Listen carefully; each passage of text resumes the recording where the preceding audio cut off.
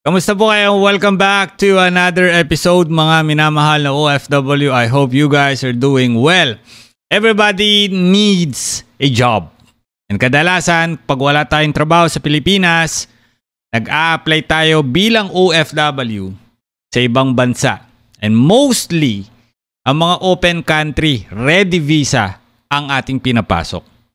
Gaya ng Saudi Arabia. Pag sinabi kong open country, ito yung mas mabilis pasukin o pasukan ng mga migrant workers, Filipino especially.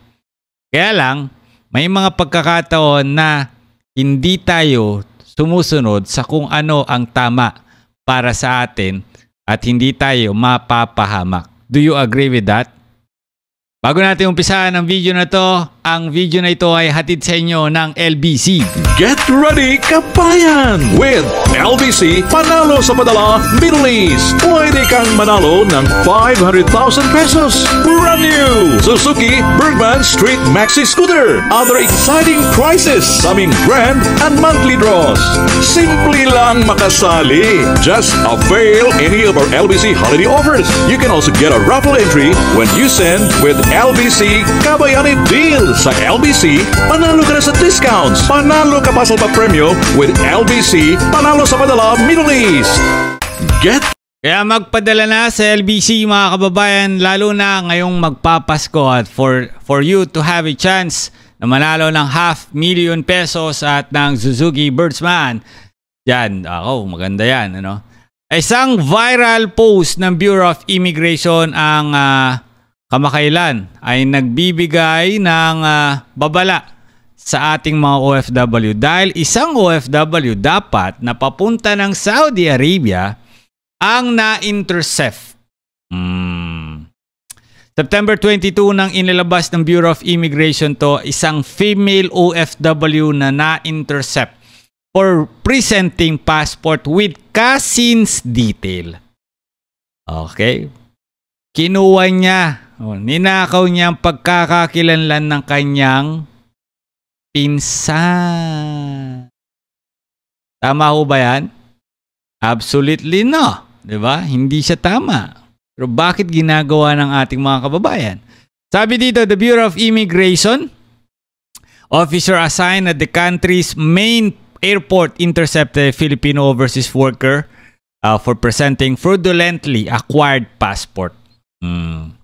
The OFW, whose name was withheld in compliance with the local trafficking law, was intercepted last September 17 at Ninoy Aquino International Terminal 1 after attempting to depart for the Saudi Kingdom of Saudi Arabia on board a Philippine airline flight. The woman presented a passport showing that she is 30-year-old and bound to Middle Eastern country for work as a housemate. However, immigration officers noted numerous inconsistencies and referred her for a further inspection.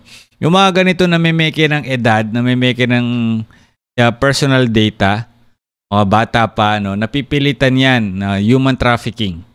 Okay, pagdating dito, madalas yan yung nabubugbog. Naniniwala ba kayo nun? Madalas sila yung nabubugbog. Kasi, paano? Bata, murang edad, murang gulang, 'di ba? Sila'y mamaltratuhin ng amo. Who knows, 'di ba? Maraming ganyang kaso. Dahil hindi nila kayang protektahan ang kanilang mga sarili. Napipilitan sila sa ganyang gawain. Kaya naman 'yan, buti na intercept. Kasi kung hindi, pwede itong magkaroon ng mas malaki pang problema. Ang babae nagpresenta rin ng passport showing that she is 30-year-old and bound to Middle Eastern country. Sabi niya, after determining that she has presented a fraudulent acquired passport, she was referred to the Interagency Council Against Trafficking for further investigation. Her passport was likewise forwarded to the Department of Foreign Affairs for appropriate action. Alam mo mga kababayan, dito sa POEA Rules and Regulations, meron tayo ditong rule number 3. Disciplinary action against overseas workers. From here, yung pre-employment offenses, iba't iba kasing category to Using, providing, submitting false information or documents for purposes of job application. Ito, grounds yan. Anong pwedeng mangyari dito? Sa Section 1, sabi dito, grounds for disciplinary action commissioned by migrant workers or any offenses enumerated below for similar offenses shall be ground for disciplinary action. Yung paggamit, pagbibigay, pagsasubmit ng mga peking impormasyon or dokumento for purpose of job application. Pre-employment yan. Ang kaso dito sa OFW, employment na siya. Commission on felony, a crime or crime punishable by Philippine law or by laws the host country, unjustified breach of employment. Ano mangyayari dito? Pwede ho siyang makasuhan. Okay? Pwede ho siyang maban sa pagiging OFW. Marami. For example, ito. Felony crime punishable by Philippine law. Sabi dito, first offense, 6 months and 1 day to 1 year suspension for participation in the overseas employment program. Second offense, pag inulit mo pa dahil matigas ang bungo mo, permanent disqualification na yan. Unjust refusal to depart for the worksite after all employment. Ano mangyayari? 6 months to 1 day to 1 year suspension. Ganun din. Lahat ng ito ay pwede ninyong kaharapin if you are violating yung law ng Pilipinas. Kaya babala natin sa mga kababayan, maging matalino at dapat alam niyo yung mga batas. Kasi pagdating sa employment, hindi mo pwedeng sabihin na, sorry, hindi ko alam.